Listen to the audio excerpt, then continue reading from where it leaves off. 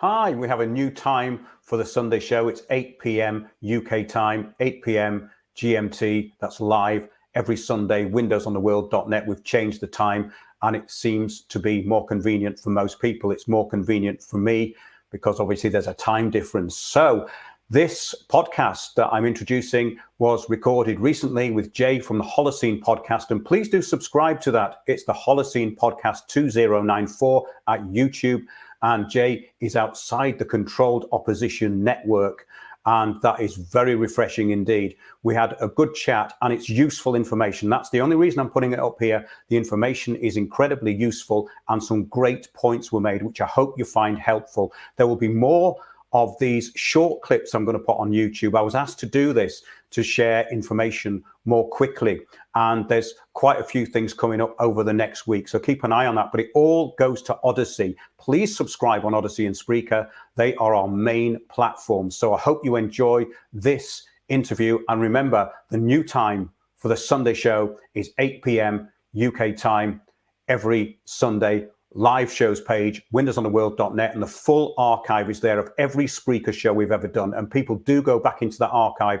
It is a wealth of information. I even go there to learn myself because obviously I can't keep it all in my head. So hope you enjoy this interview, and do subscribe on Odyssey and Spreaker, and help the show out, of course, if you can, and join our Discord group if you'd like to talk. If you have information, info@windowsontheworld.net.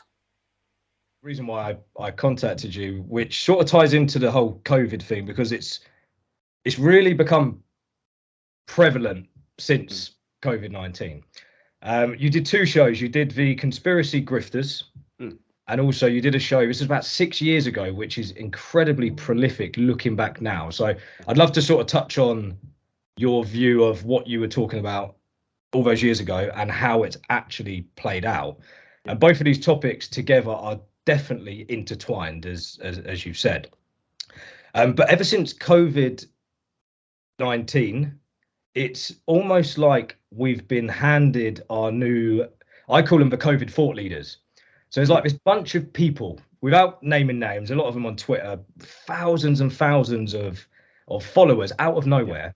And now they're like they're kind of the mind police of the alternative, and they're jumping from one, just like the lefties are, they're jumping from one narrative to the next.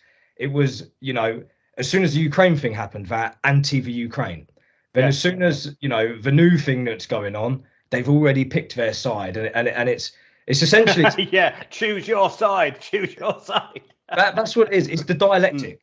So as I'm sure you'll go into, all roads lead to Rome. We know what the end goal is. There's one thought process of it being the Great Reset, the WEF, all of this kind of stuff. And the other thing is this sort of the awakening. So there's a meme out there, which is two paths. One of them's the Great Reset, thunder, lightning, grey skies, all of this. And the other one's the Great Awakening, rainbows, clouds. But essentially, it is the dialectic. It's two almost opposing views. But essentially, as long as you're on one path, you end up in the same position, the same end goal. Yes, that whole idea of the New Age programming was to get people into a false reality.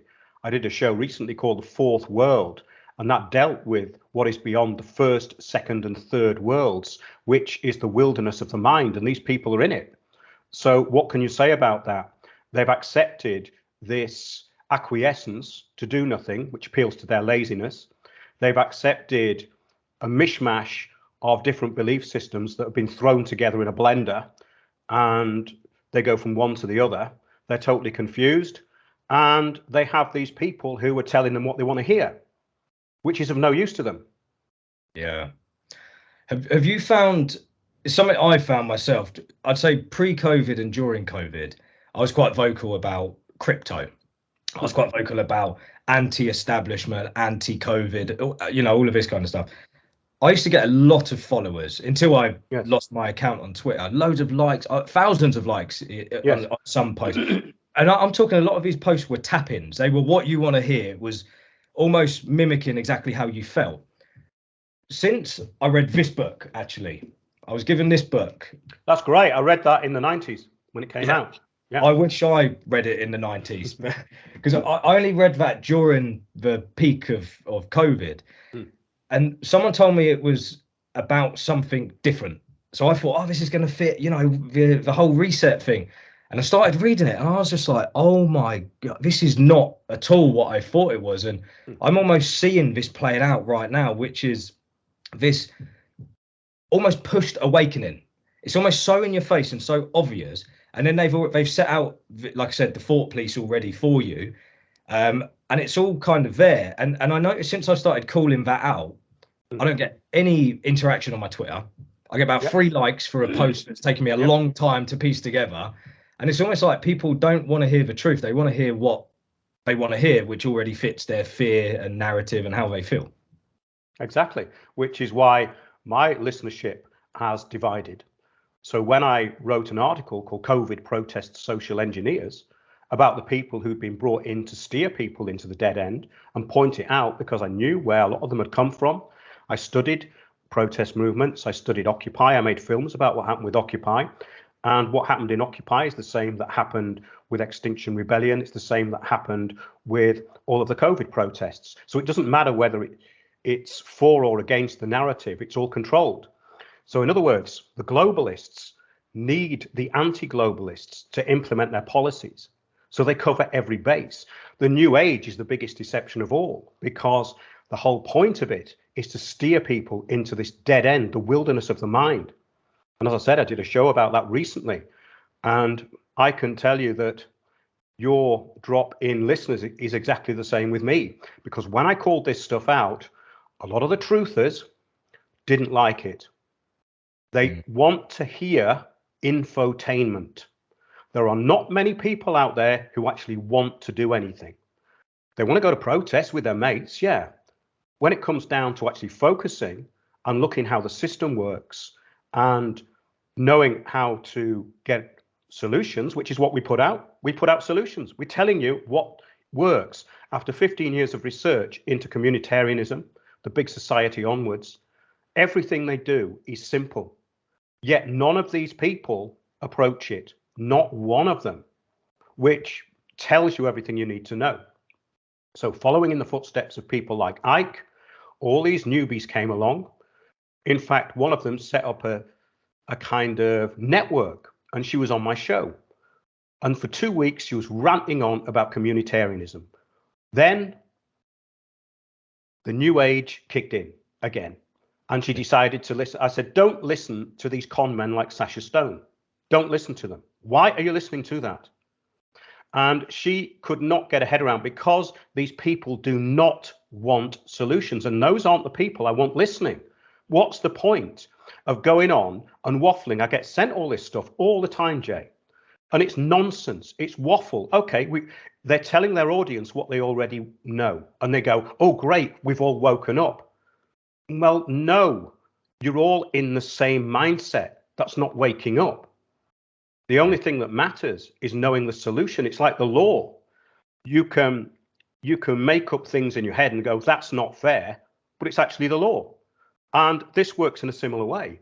So the New Age is funneling all these people into more than a dead end. It's actually a new system. So the New Age and the Truther Industrial Complex is part of that new system. And in order to move on, you have to step outside of it. Yeah.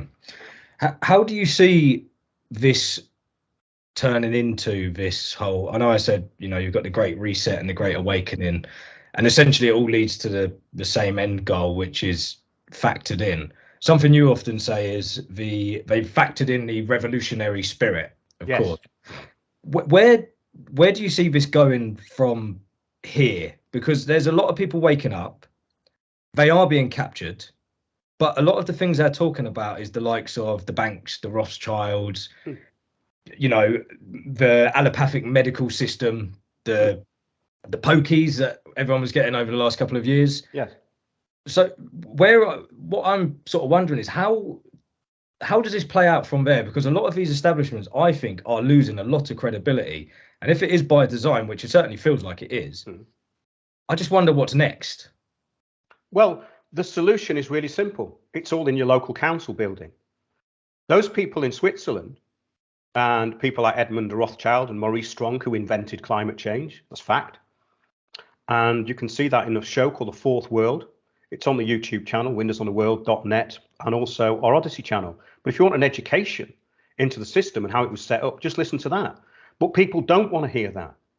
They want to pretend that there's this elite that they can't touch, which disempowers them.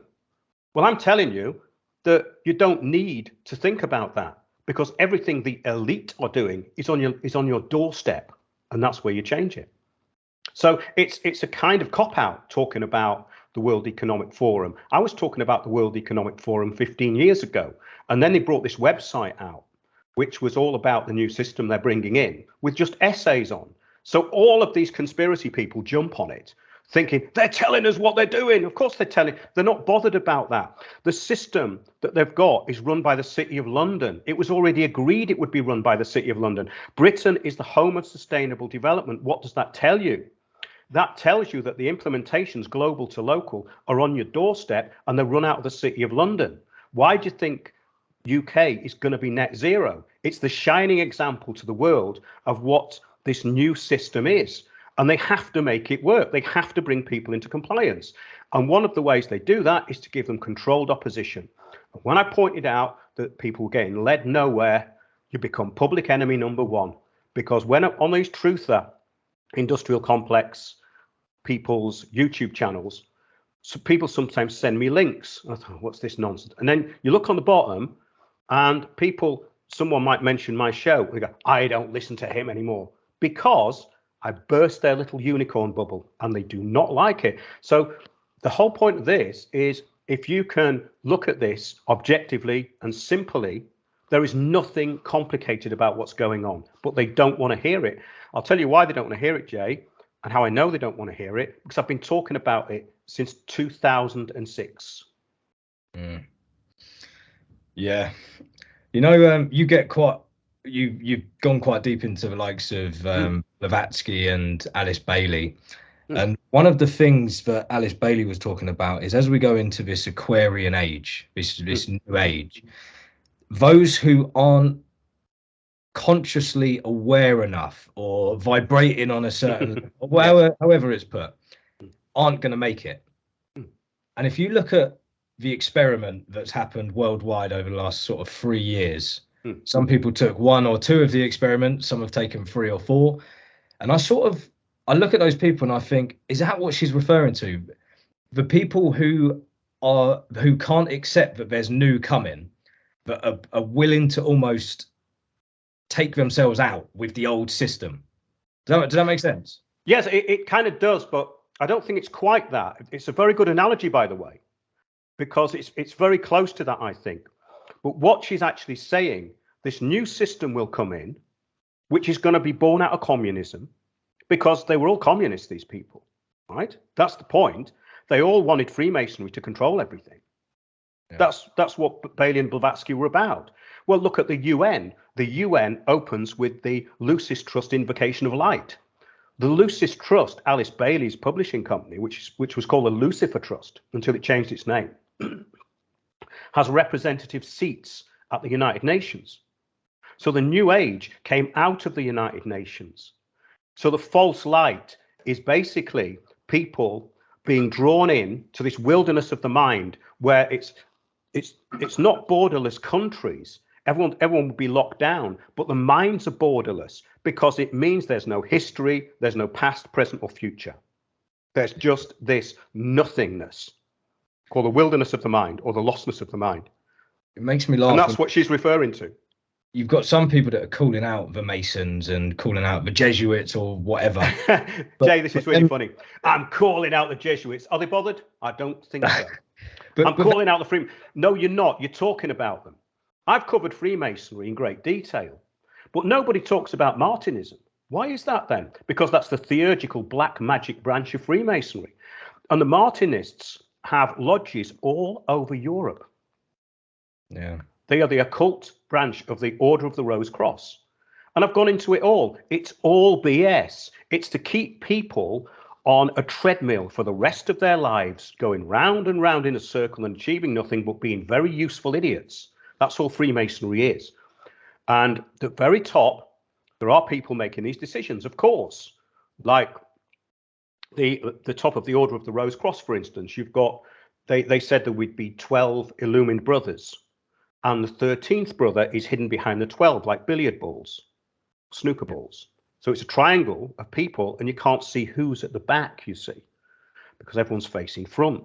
So the people out front are the ones you're meant to see. So all of this stuff, I don't think is very complicated.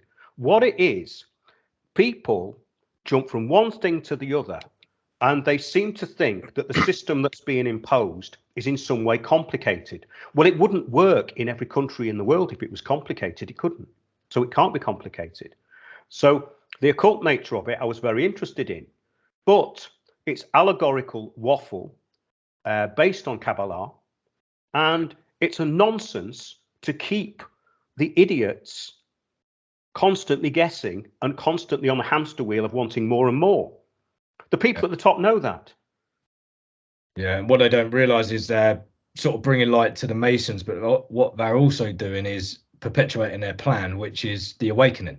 And it is this kind of new age, you know, when you read that book I told you about, the New World Order. Yes. He's reading the works of Pike, etc., where they're actually talking about bringing this false light. So essentially you're you know, calling these people out, but you're actually doing their work.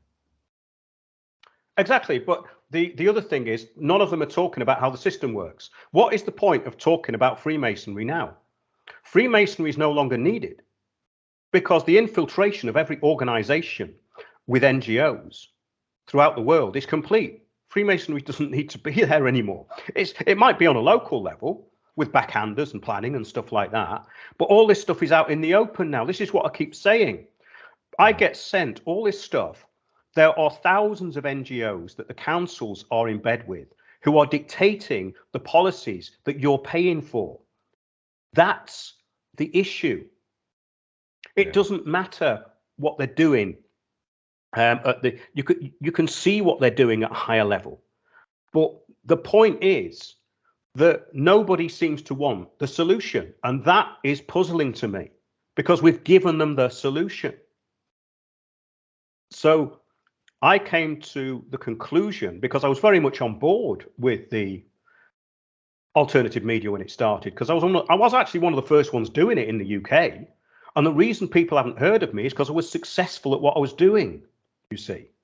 I never managed to get a big following because I realized I was learning how things were changing in the court. I was winning court cases. I brought down Crime Stoppers in the UK. Everyone was taken off there. They had to redesign the website. Done a lot of things like that. No alternative media or mainstream media will touch it. Why? These are big things. These are big things that are very important. So you're not just skipping over the top. You're actually making a... Yes. And that was what I got very frustrated with it, because I couldn't work it out for a long time. I thought, why is it? Why is it these people are seemingly getting promoted and getting through everywhere? Because they're not saying anything. It took me a while, because I joined a thing called the People's Voice TV, which David Icke set up with this business partner. The business partner ran off with, well, he ran off. Let's just leave it at that. But that was imploded by design. I can talk about it all night long, but it's boring. It's been and gone.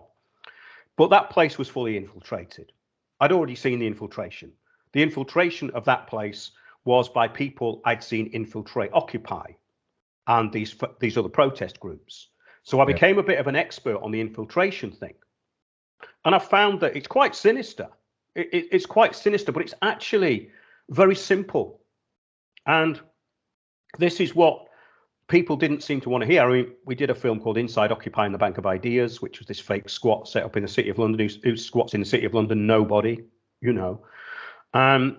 And I found out from the templates of how they run this, how the protest groups are run, but also how the COVID protests were run. It's the same people doing the same thing. So when I went to Trafalgar Square, and you see all these people, the PA wasn't adequate.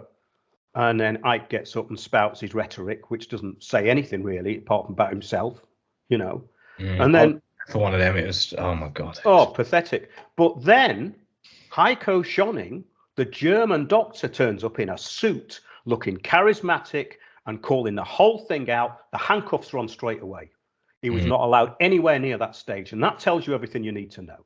So if people are still worshipping these idiots, giving them money, listening to them night after night, they're going nowhere. I used to listen to Alex Jones years ago, and it's the same bloody pattern. But Jones actually made some good films. He did do some good stuff. And I know the person who employed him, RBN. He was originally on Republic Broadcasting Network. And I worked on Republic Broadcasting Network because that's out of Austin, Texas. And so the fella who actually discovered Alex Jones, he's died now, actually. He died a couple of years ago. But that was all out of Austin, Texas. And yes, it's the shock jock thing, right? That was what it was. Yeah. But there was some good information. But then it just deteriorated. Because once you know that, you know, how many times do you want to be told that 9/11 was an inside job, for instance? And somebody sent me a video recently from America. And these guys are going, America's turning into a police state. I mean, where have you been for the last 25 years? And why are you making a film that Alex Jones put out 20 years ago? Yeah. You see, it's just on repeat. And these people don't seem to have anything to say. And they all get the same people on.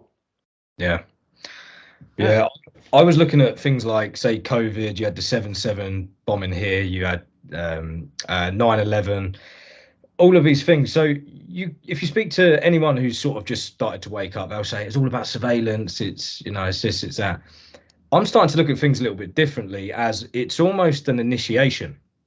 Yeah. More people have woke up. If you speak to anyone who's woken up, what was it that, you know, made you start asking questions? 9/11, 7/7, COVID. I don't think that these things were like an accident and they made it that obvious for no reason. And then, like we said earlier, it leads you into these people. And I think when people do wake up, they don't realize that sort of waking up is a continuous process, and you always have to critique yourself and ask, like, have I learned, have I grown, am I just accepting what I'm being told? And I think a lot of people they don't have that level of awareness, and they kind of get stuck in a place, like we said, and they create that, you know, listening to Alex Jones 10 years later, why? What exactly are you learning? It's just nothing. It's entertainment, as you say. It's a show, and it is quite entertaining. I used to listen back in the day when he interviewed Ike, you know, all those years ago. Those interviews were great. Sometimes I dip back in because it's more nostalgia than anything. But what are you learning? And nothing. Yeah, it's interesting how many of these people are actually talking about what matters? None of them. None of them. That's why we're having this conversation, I suspect. But the point is that there's an archive that I've been working on for so many years, and we've done so much stuff. And then this, as you say, in 2019, when the COVID thing happened, 2020, all these grifters came out. All the grifters came out. There wasn't as many grifters before 2020, but after they all came out of the woodwork, and it's absolutely appalling. And I've had to go head to head with a few of them because they say things. Well, you can't say that. That's, you know, they think it's a game. You see, that's what annoys me. It's a game to them.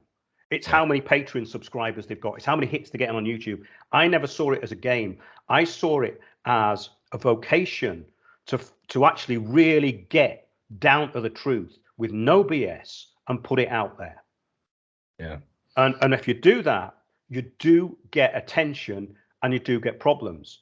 And that's the point. So all of these people who are doing these podcasts, do you think that the people who are running this system give a damn about what they're saying? Because none of them have got a clue how anything works. So they can talk about it all day long. All this they're doing is going to the World Economic Forum website, or they're saying they're going to do this, they're going to do that. Well, it's all in your local plan anyway. That's where it's all on your doorstep. And this is what I never understood, that if people want to take back control, they do it locally. It's dead simple. It's absolutely simple. Yeah. So obviously we're looking at the kind of physical side of this, the physical control and the new systems. And as you've said loads of times before, it's corporate structure. Where do you stand on the kind of spiritual element of this? Because as I was saying before, when you look at people that are calling out this sort of false controlled awakening and the new age, a lot of the time they are Christian, and they talk about the false light. And we know that I was confused her name, Blavatsky. She talks about the god of the Masons essentially is Lucifer, the light bearer. And essentially what this is well, all she about, says it is us. She says Lucifer is us. It is our light. That's what she actually says. yeah. Do you think she means our light in the sense of us, or our light in the sense of awakening? No, I think she's referring to it as being Luciferian, because that's how they saw it all came out of the Enlightenment, didn't it?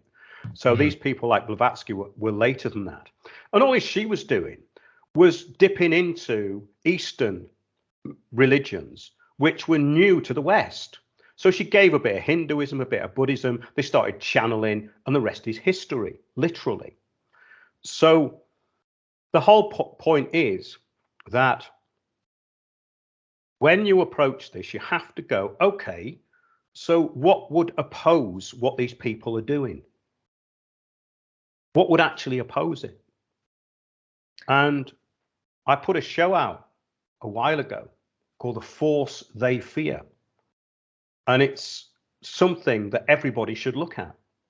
I'll just leave it there because it describes the power that early Christians had. And I'm not talking about the Roman Catholic Church. I'm talking about the way, this group. And the whole purpose of Freemasonry for the last 2,000 years has been to destroy that force, because they can't quite destroy it. I'm interested in things that work, you see, Jay. I'm not interested in people's arguments over religion. I'm only interested in, why are they scared of that then? Why? Let's have a look at this. And where's your inner integrity? Where does that come from? You see, the whole point of the New Age is it collectivizes people. It collectivizes them into what they call connected consciousness, right? That fits exactly with the globalist system, because they want rights to be enforced collectively, because all rights come from individual rights. There's no such thing as community or collective rights, because all rights have to come from the rights of one person. Do you have a right to do that or not? Once you get people into collective consciousness, basically you can control them, which is what the gurus do. There was a great film called Gods of the New Age, and that is from a Christian perspective, but it was a woman who was born in India. And she describes how this Hinduism and Buddhism for Westerners was marketed with self-help. So it's a mixture of Blavatsky, Bailey, and Think and Grow Rich by Napoleon Hill. That's where it all came from, actually, when you look at it. And then it expanded out into self-development. And then we get this word interconnectedness. And then, of course, they're all thinking about the Celestine prophecy, and we're all going to have these amazing coincidences and everything's going to join up. Well, in fact, that is true, but not the way they're doing it, because what they're doing is they're opening themselves up through fantasy. You see, that this is the point. And these New Agers, it's like, I did talks around the UK, and some of them would turn up and they'd go, oh, it's a bit negative. Oh, so it's a bit negative giving you the solution about how to go into your local council and sort things out. That's negative. Okay, that's negative then. So the solution is negative. You can't think about it because you'll attract it, and you'll... That's right, the law of attraction. I mean, I went into this stuff, Jay. You probably have as well. I went into this stuff for the past 30 or 40 years. I used to buy the books. Then I realized, wait a minute, there's a scam going on here. There's an absolute scam. And I started to put it all together. And yes, I think adequately we've described it in the shows, because the thing is that the New Age is the most prevalent thing. It is the enemy of inner truth. It is the enemy of inner truth and integrity. Because what people do is they sell out their own integrity on the back of a kind of gift shop mentality. And I've seen it. You know, it's all about narcissism, actually. Yeah. The cult of the self. Yeah. I think so as you do get into all of this stuff, you do come across the law of attraction and things like this. I mean, I over years and years of looking into it, I sort of sum it up in one phrase, which is, you don't get what you want, you get what you are. So essentially, if you want to create a better reality around you, because your life is almost like a mirror of your inner sanctum reflecting back at you in a sense.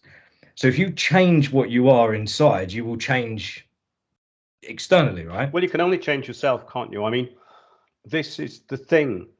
But people, if they get collectivized, they can't do that at all. But it is down to inner integrity. And it all comes down to, there is a natural law. But the other thing is that, say the more you put out that's true, the more negativity is going to come back to you. So you have to protect yourself. And that's what these new agers don't get.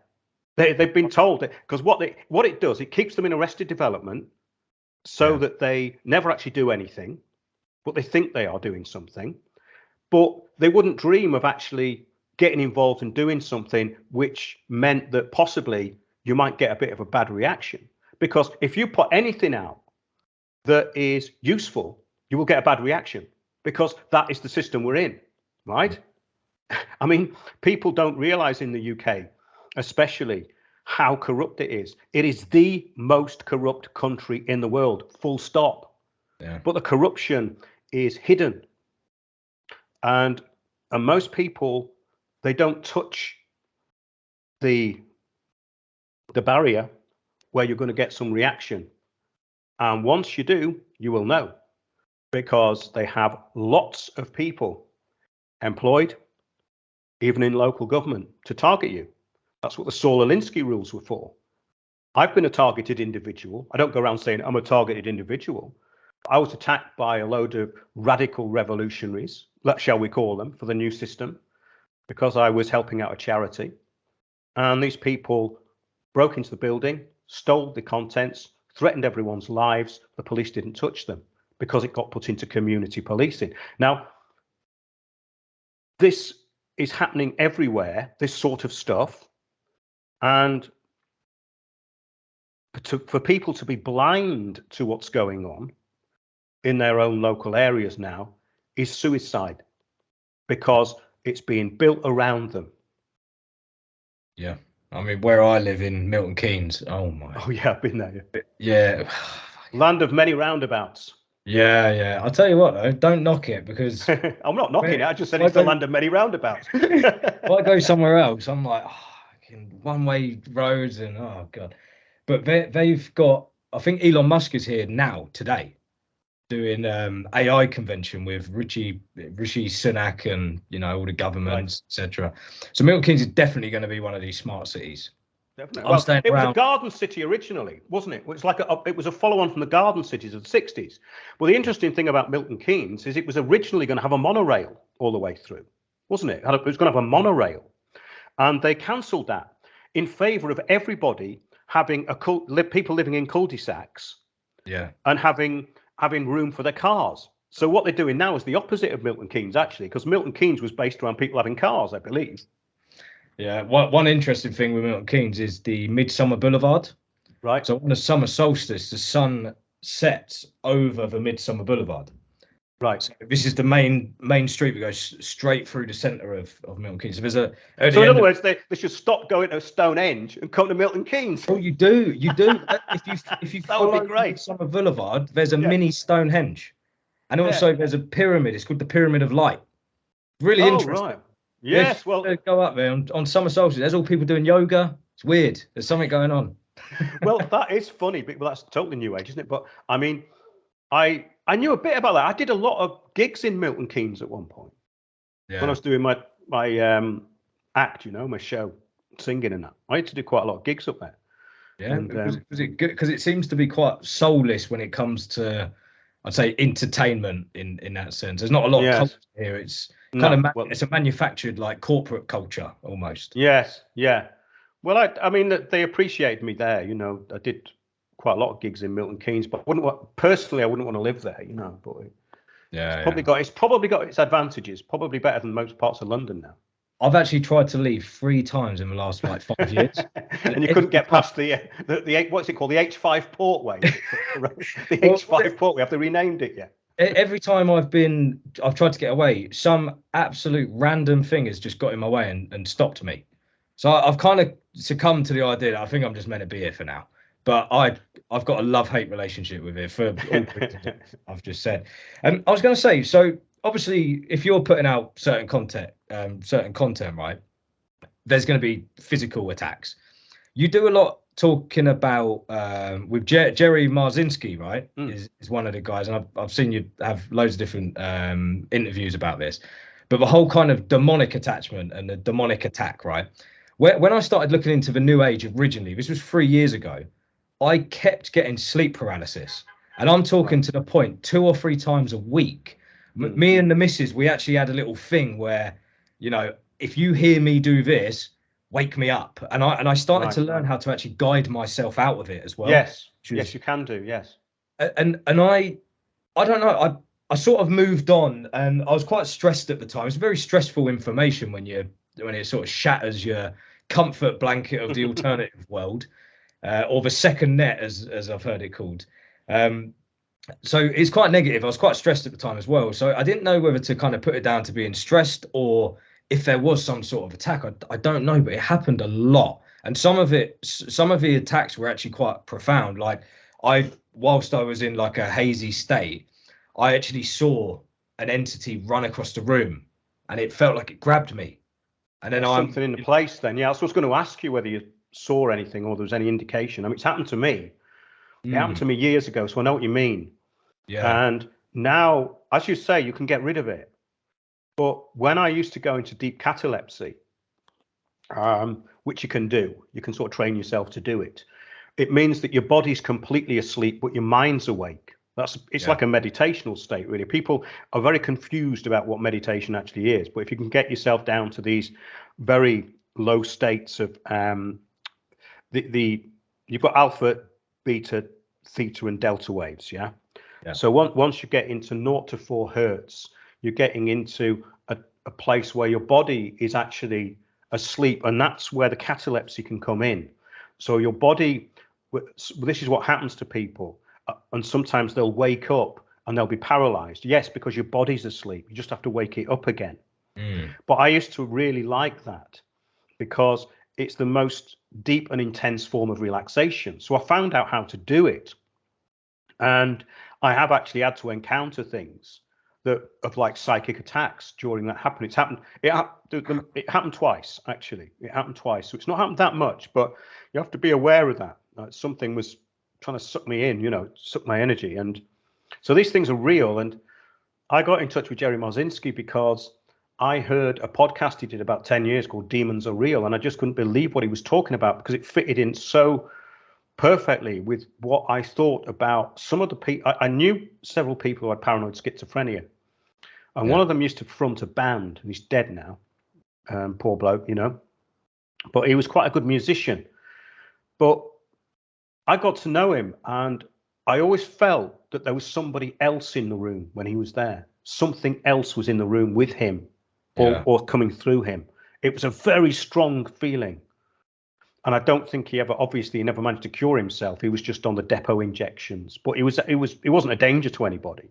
Yeah. But apparently he committed suicide, you know, which is very sad. But yeah, I got in touch with Jerry because somebody who was close to me was definitely possessed with a very strong demon. Yeah. And that's when I started to talk to Jerry, and we've been in touch ever since. Yeah. So we've covered quite a lot on that. And it's an area, I think it's the area that's key, because to be aware and to develop awareness of this field of negativity that is out there. I mean, people bring it in through them, you see. That's the problem. Yeah. These entities will attach themselves to people who are vulnerable or who accept them. So the New Age is almost like a way of opening up to that. Yeah. Because they say, "Oh, I'm channeling." What are you channeling? Well, it told me it's my spirit guide. Well, these things tell you anything they want. They don't tell you anything that's true usually. Yeah, that's what worries me a bit about parts of the Bible, because I mean, where did that information come from? Maybe I'm missing something, but if they knew about it, yeah, if any of it's channeled, who's channeling it? You know, I know a lot of Ike's information in the early stages. I think he talked about the Godhead and all of this sort of stuff. Oh yeah, well, he was totally into Alice Bailey. He copied. There's a great film called David Icke Debunked by Chris White. If you've not seen it, watch it. That's where all his early ideas came from, Alice Bailey. Yeah, yeah. So this is why you can't trust any of it. I often think as well, like this whole sort of as above, so below. The system here is so controlled, and we know that there's, and this is proof of like a spiritual side of things to me, is this whole demonic thing, because I've seen it. I've legitimately seen it. Yeah. It makes me think, is it this controlled on the other side? And it sort of leads me to this whole kind of Gnostic idea, which obviously is sort of fits within the New Age as well. What was it? Do you have many views on sort of Gnosticism and this whole kind of idea of, you know? Depends what you mean by Gnosticism, because the word Gnosticism was attached to some of the early Christian writings. So it's a very complex area. What they did is they've kind of mixed it up now.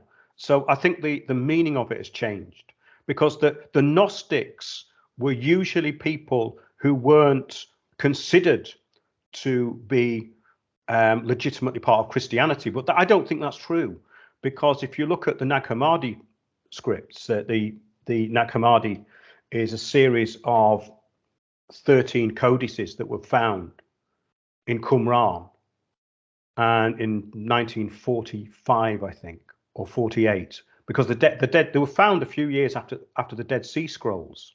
Yeah. And that was another interesting thing, because the Dead Sea Scrolls, they were bought and sold for ages, and a lot of them actually turned into dust.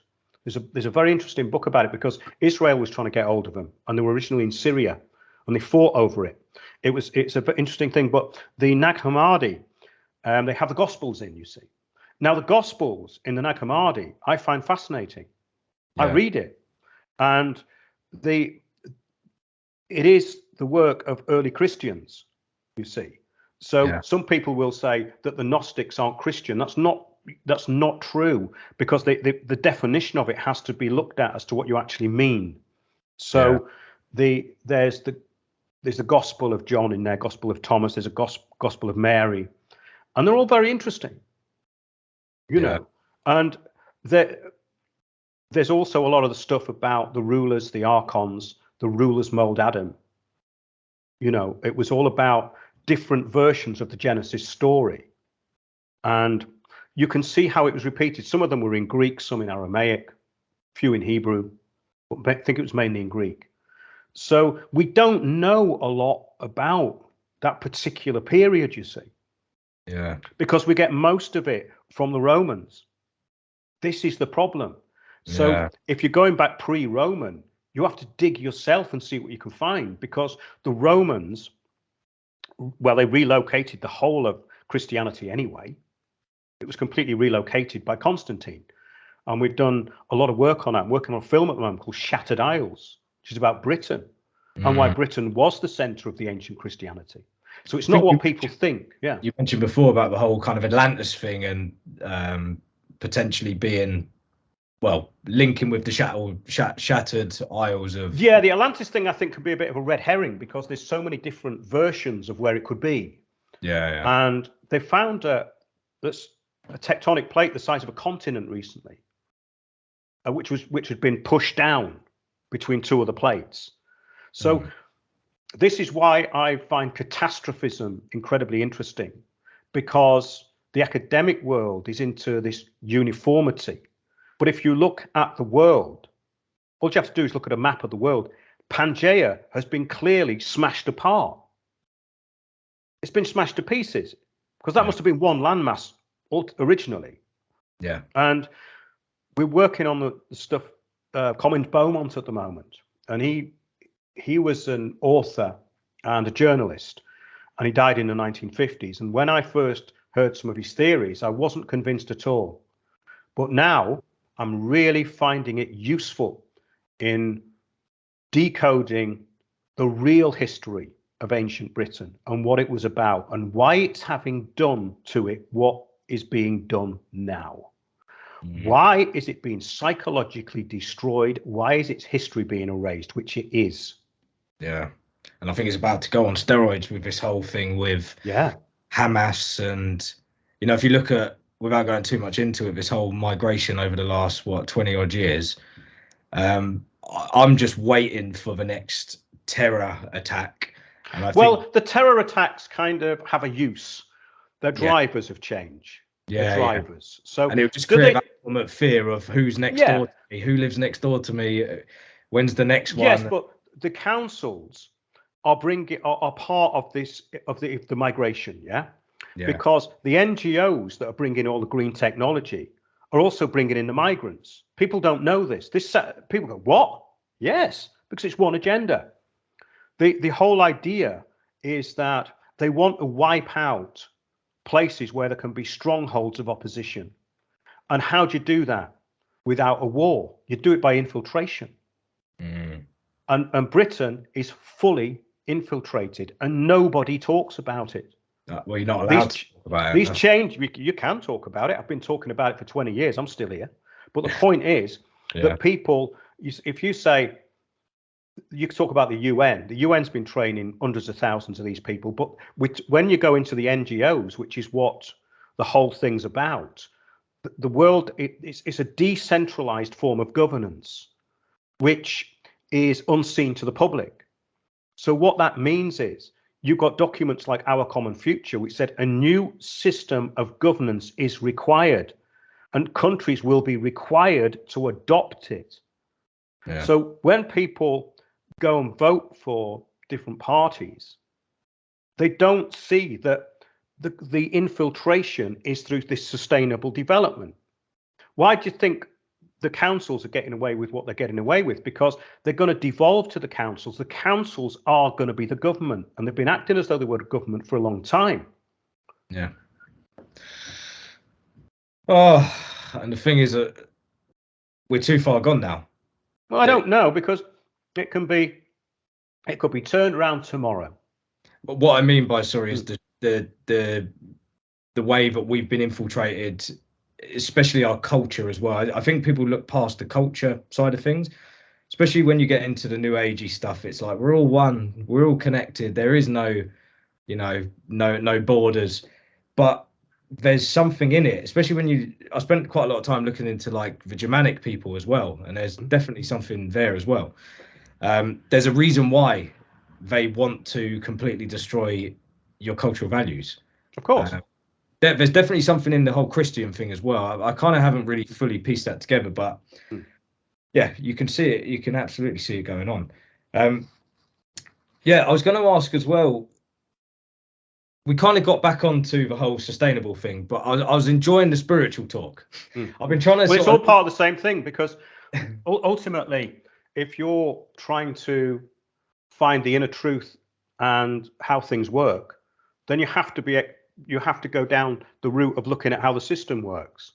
Yeah. Because that's where you're being challenged. That's where these demons are coming in. They're coming in through that system. Yeah. So that is the spiritual battle. The spiritual battle is against these people who are indoctrinated and trained and are leading you into your own slavery. Yeah. How do you feel that this all comes together in the end? Because we've got Islam is obviously very prominent. It's becoming more prominent in the West. Very polarized. I feel like they're going for Islam at the minute. The whole thing with the World Cup, I mean, it was just an absolute,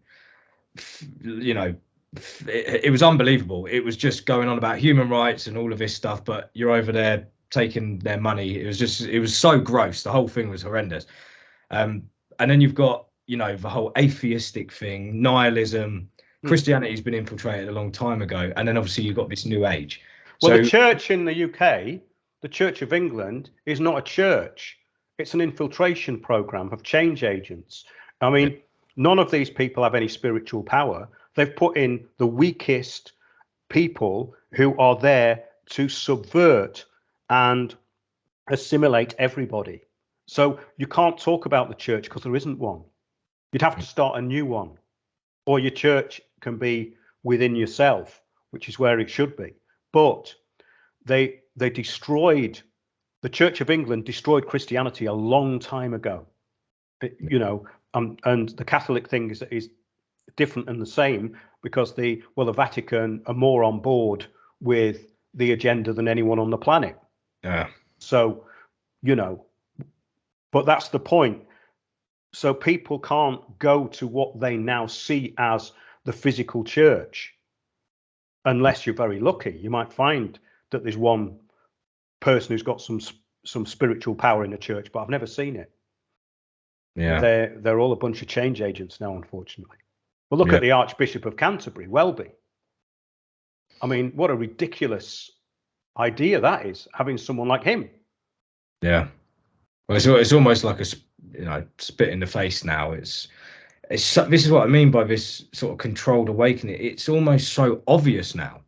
Yes. And yeah, so how do you see? Because I think Alice Bailey was talking about how Islam could quite easily sort of go with this whole kind of new agey. Well, the idea was it was the confluence of all the religions, wasn't it? Really, to bring them together, which is the UN's aim, of course. It's to wipe out identity religion. But the point is that they use a lot of this stuff for the divide and rule.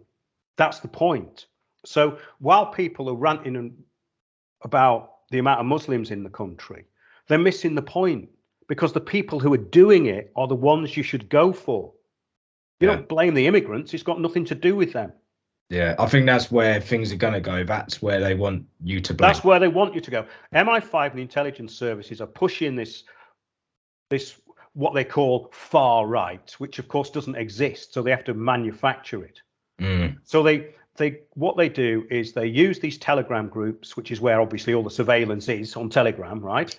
They use these Telegram groups, go, oh, it's encrypted. They have these people baiting people to say things on Telegram so they can arrest them, because they've got the online harms bill now. There's going to be loads of people done for that.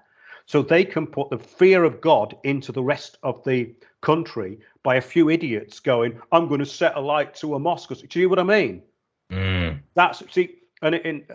that's how Hope Not Hate trapped that fella from National Action, by the way, because Hope Not Hate is one of the biggest subversive Marxist organizations in the UK. Yeah, and they've had a go at me as well, but they can't box clever with these people, and you're all right. They can't really go for you, but they can still defame you. Yeah, but that was about somebody, a young lad, 23 years old, in a pub, drunk, said, I'd kill that MP. He's in jail now. And they said, we went undercover. No, they didn't. What they did is they coerced somebody under the influence of alcohol to say something that most people say in the pub every bloody night. Yeah. So that's what it is. It's the intelligence services that are using this. Yeah. There's definitely a push back to the right. Over COVID, we were so politically left. It was incredible. Now with like Elon Musk taking over Twitter, which is apparently a good thing. And now he's talking about how it's going to be a payment system like WePay. They're all into crypto as well. That also terrifies me. Yeah. Essentially, what they're doing in the name of freedom, they're actually pushing the actual agenda and promoting exactly what they don't want. But they think that they're going to make a few quid in the process of doing it. It blows my mind. I don't know why people are distracted by people like him. Why would anyone even be interested in him? It boggles my mind. Why is anyone interested in him? Yeah, well. Ask yourself, what are you interested in him for? What's he bringing to the table? Nothing. No. Nothing. Well, he's sort of telling you what he's bringing to the table, which is exactly what you don't want. Exactly. Same as Russell Brand. I always think, because I speak to a lot of people who are open-minded to what's going on, but they can't see this topic. It just is. I'm hoping that this podcast becomes the one that I can share with people to say, listen to this, and just go. Well, Brand. Well, let's have a look at Brand. He knows nothing about anything. Yeah. He's a moron. He tries to sound intelligent. He has nothing to say. Then he leans back and he looks demonically possessed and challenges you to say something, because he hasn't got anything to say. He has nothing to say. He's never had anything to say. He brought out a book called Revolution, didn't he? What is he? He's a communist, right? Oh, he's a Marxist. Communist. Yeah. Yes. Claimed Marxist. Yeah. And he's a communitarian because he believes in communitarianism. So the people who follow him, I mean, anyone who listens to anything he says is an idiot. End of. If someone tells me they listen to him, I say, bye. No way. No way. He's essentially the walking, talking agenda. The veganism. Yeah, but also it's chakras. But he has nothing to say. He has no knowledge about anything. So why would you listen to someone with no knowledge who spouts crap off the top of his head? Yeah. He has nothing to say. It's the epitome of it, that is. Yeah. The wilderness of the mind is him. That is the wilderness of the mind. It's that sort of idol worship, because he's got a following and he's saying things that rhyme with what you believe. I don't know. I just see a lot of people falling into that kind of trap. Well, if they're in arrested development now and they don't get out of it, they will be in arrested development for the rest of their lives. It's as simple as that. If you want to stay in arrested development, listen to idiots like him. Yeah. End of. If you don't, read some good books, like the one you mentioned. It was written a long time ago, but it's actually there's so many good things you can look at. You know, what about Eustace Mullins? What about him? One of the best researchers on the planet. He exposed the Federal Reserve before anybody else. He was hounded till the day he died for doing it. Yeah. I mean, and he never threatened anybody. He never did anything. But he tells you how things work. He was the first one to talk about vaccination. See, the thing is, all these new truthers, they've got no history. They're not looking at anything. When I was doing it, I'm not generalizing. I'm trying not to generalize, okay? But when I started getting into this, I was reading all that, like the one you mentioned, New World. I had all those books, and I was putting it together. And by the time I saw this new system coming around in about 2008, 2010, I understood it completely. Mm. And yeah, it's mind-boggling that people are still at that low level, because if they're at there now, it is too late for them. If they're still listening to rubbish like that, it's far too late for them. They're gone. It's almost like fast food information now. It's back then you'd take your time, you'd understand a topic, and you'd move on to the next. But now it's like, right, this agenda, now this, then it's this, and it's this, and it's, if you follow these people, you've literally got no time to actually reflect and sort of look at the hidden hand behind what's going on. It's just, you're just giving your energy and just following these people just talking complete fucking bullshit. Yes, absolutely. I mean, because I read quite a lot and I am very concise about what I say, I try and be as coherent as possible.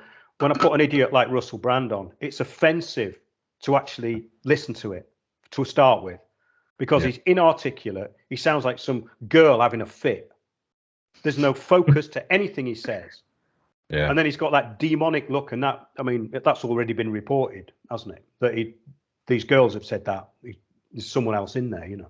Definitely. Well, he's an addict. Why would you bother with somebody like that? Yeah. Why would anyone bother with anyone like him? It's degrading your own intellect to listen to crap like that. The other one's Jordan Peterson. He's exactly the same. Pound shop psychological BS for the self-help generation. And what a shill he is. He's the biggest one on the planet. He is absolute dreadful. You know, why are people following these false messiahs, these idiots? It's just mind-boggling to me. Yeah, I think especially now, after everything that's happened, you know, he was pushing the whole, you know, the whole vaccination thing at one point, and now it's just this whole thing on Twitter about, essentially he's trying to shut down freedom of speech. That's what he's doing on there. Well, he's an agent for them. He's an agent for the agenda, but also he has nothing to say either. He knows nothing about anything. Yeah.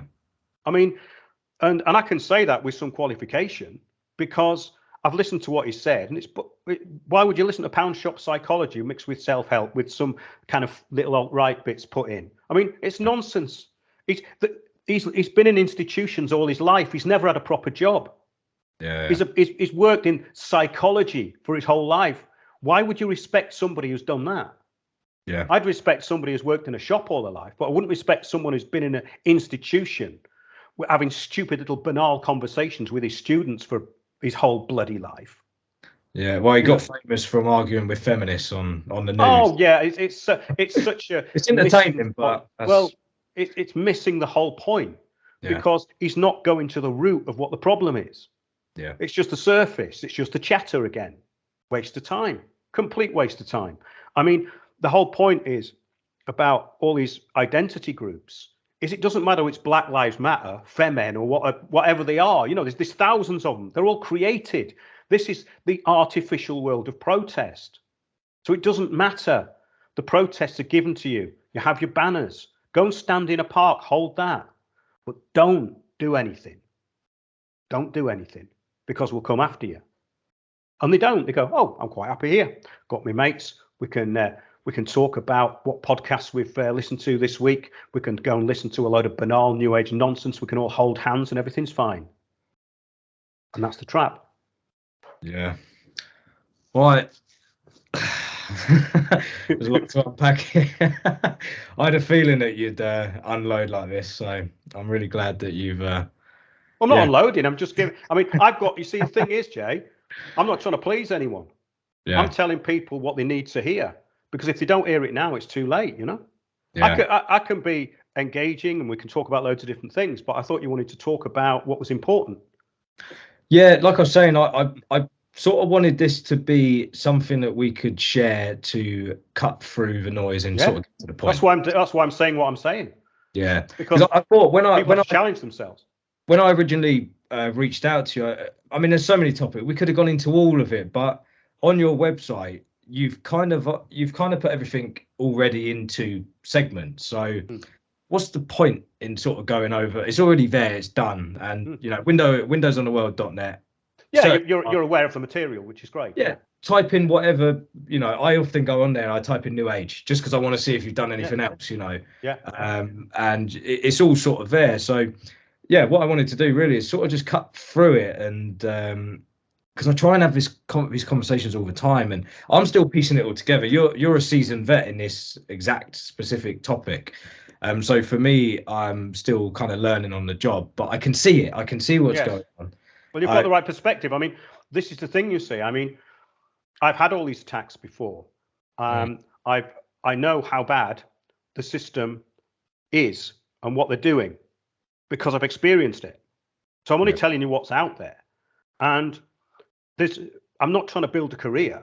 I could have done that. I could have gone into the infotainment business and be very well off. I know that because I did have chance to do it. I was at the People's Voice TV. I could interview any of these people. I can talk to anyone I want in the world, but what's the point?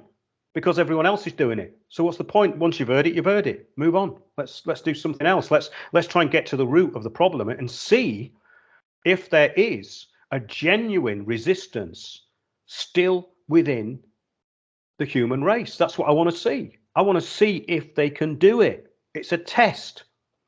Yeah. So those that are lost and following nonsense are going to be lost until they find themselves. So my idea was, I did a show called The Order of Knowledge, and it's all about people who are actually keeping knowledge on the planet.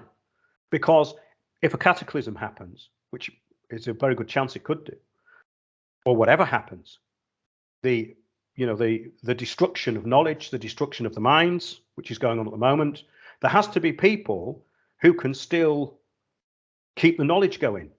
That's why I'm interested in history. That's why I made The Heretics of London, the Smithfield Martyrs. I'm making another film about the Shattered Isles, the ancient history of Britain. Because if you don't know this stuff, then you're going to be disempowered. And finding it is difficult. And my idea was to I thought, okay, what's the most useful way of doing it? Put it onto a website and do shows.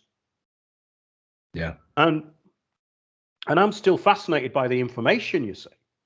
So I'm not kind of taking sides or set.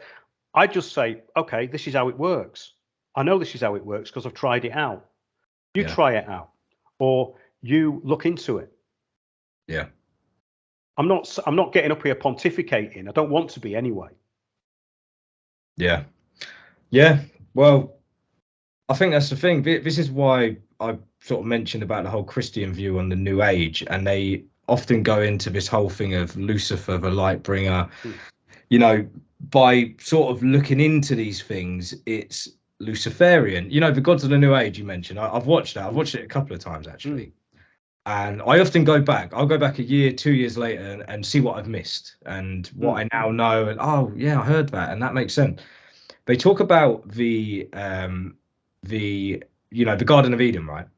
And he's offered the fruit from the tree of the knowledge of good and evil. And what they're talking about is they're linking it, you know, the serpent with the Kundalini. So it's like this sort of awakening thing that's going on. Well, that's wrong, you see, because that comes from Indian culture. So that's not in the Bible. So that's two different things. So that's typical. That's what they call synchronicity, not syncretism. They have this word syncretism. Now, I watched a documentary about there was a leader it was 5,000 years ago in what is now Turkey. Yeah.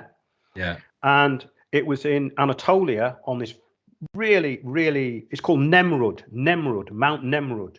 And they found all of these huge heads there and statues. And it was this leader, and he had a religion. He had a syncretic religion.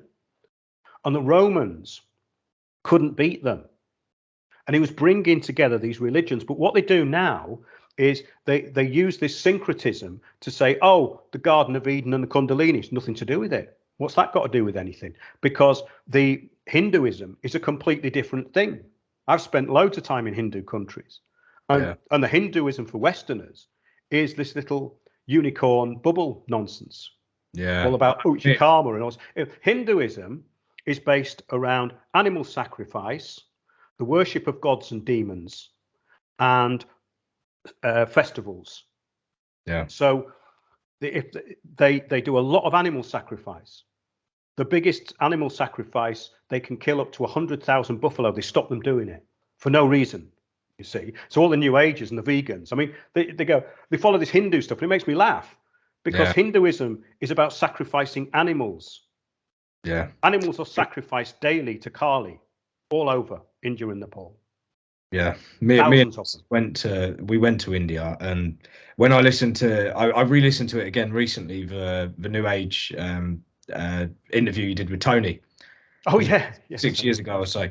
And when you were talking about Nepal, and he was talking about when he went to Thailand, and you know the sort of things that you remember that? That's great. It blew my mind when I went over there, because I went over there quite interested in Hinduism. I've been to Buddhist countries, I've been to Hindu countries, and I went over there with all of these ideas. We went to Rishikesh, and I don't want to sort of generalize, but it felt like a bunch of people chanting it. That's genuinely what it felt like. And it was all robotic. It's robotic. I did meet some genuine people, had some really interesting conversations. I was actually reading the book, the Holographic Universe at the time. So that's just a kind of collection of what ifs, really. I thought it was a completely disappointing book, really. I got about halfway in, but I was sort of in that mode, you know, that kind of, we live in some, you know, simulated reality. I was sort of in that sort of. That's another trap, you see. That's a massive trap. That's to get you to do nothing. And it's to acquiesce from responsibility, actually. That's sort of what I felt when I was over there, actually, and I saw it firsthand. And you see some. What, you were with New Agers, you mean, or Hindus? Sorry? Were you with New Agers or Hindus? Well, I spent a bit of time in various different places. I met all sorts of different. We met some woman, actually. She's been traveling around India for years and years. She called herself. It was something like Universe or something, some wild name. And we're sort of like, so how long have you been in India? She's like, I've been here for years. Oh, so what do you do for money? She goes, I don't do money. And then next minute, she's asked me to buy her a drink. So I'm like, you don't do money. I think another thing is, if you go to somewhere like Glastonbury, you'll find loads of entitled New Agers. And there is people there with no money, but most of them move to places like that because they can indulge their narcissism and they can think they're spiritual by going around giving fake hugs to people and talking bullshit. And that's all they do. There's no motivation to find the truth unless you're challenged. There has to be something that challenges you to find the truth. And if you haven't got that, you're just going to end up like that. That's so that yeah, that's where I was sort of going. The gods of the New Age thing, you know, they really talk about this whole, you know, trying to become enlightened, not even enlightened, but asking these questions outside of their narrative, essentially, is Luciferian. And I'm just thinking, if that is Luciferian, and well, it's laziness of language and meaning, really. Yeah, there's lines that just aren't. You see, the thing is that just to say that, I think it almost becomes like a robotic, the whole thing. Oh, it's Luciferian. You see, it's actually not looking at it objectively. Look at it objectively, you see. There is a lot of truth in, like what you were saying about like meditation and go into certain frequencies. There's something there. There's something where we are all connected. That's not to do with group meditation. You see, I made this point, Jay, a while ago. There's active and passive meditation. And what they do in group meditations to get to go passive, there's a cult I studied and actually interviewed their top yogini, and they're called the Brahma Kumaris, and they worship an entity called Bapdada, which is channeled by the yoginis. It's mainly run by women, because the fella who started it in 1930, he made it basically a sisterhood, right? And all these gullible Westerners get involved in it. They have allegedly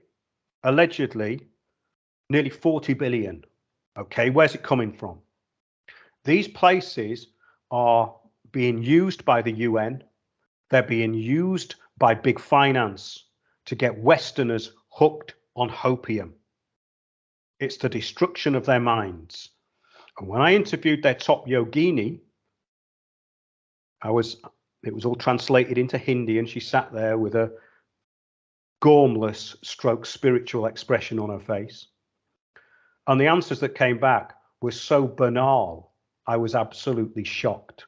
I thought, these people are in perpetual arrested development, and they will never face reality.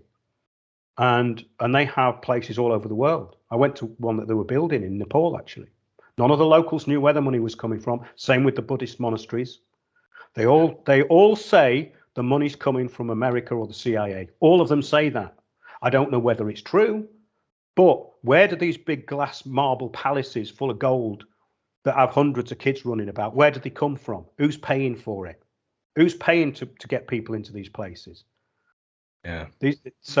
That whole thing is being used for, well, it's being used for objectives that are useful.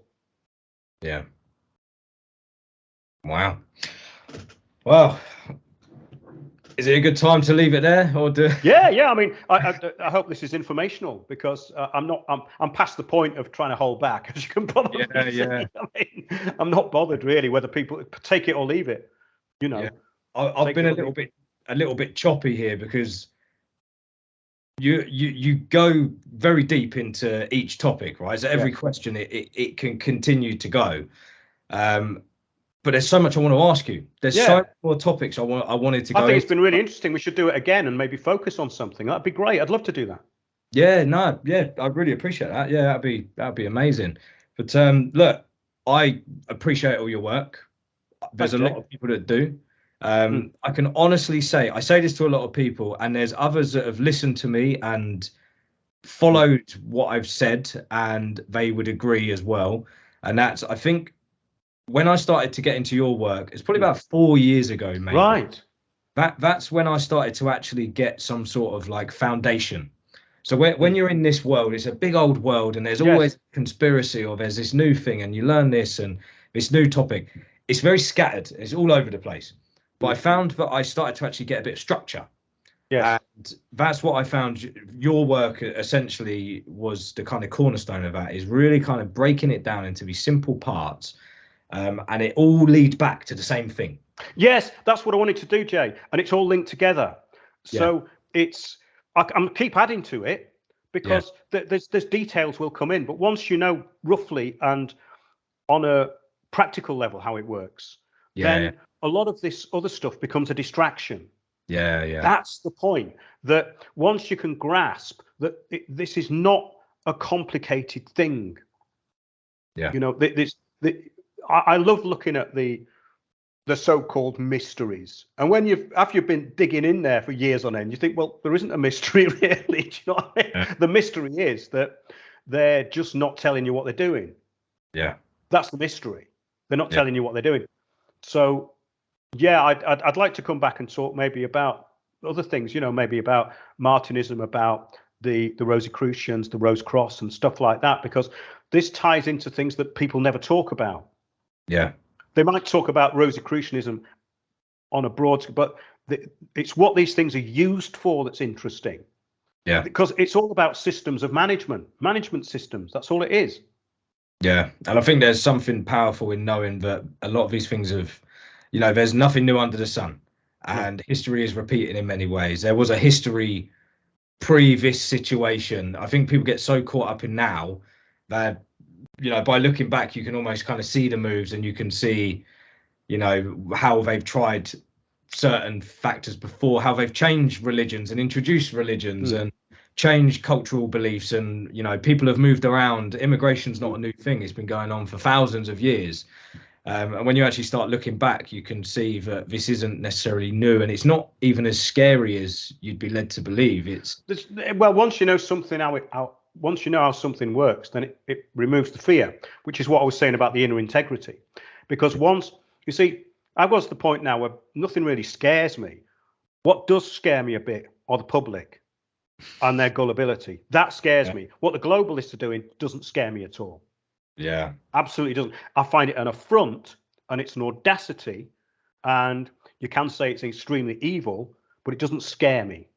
yeah. But what scares me is that the public are going to enforce it on themselves and drag me and everyone else down with them. That's what's scary, if anything. Yeah. Well, Mark, pleasure. Anytime, any topic, you're welcome on. So I really, really appreciate your time today.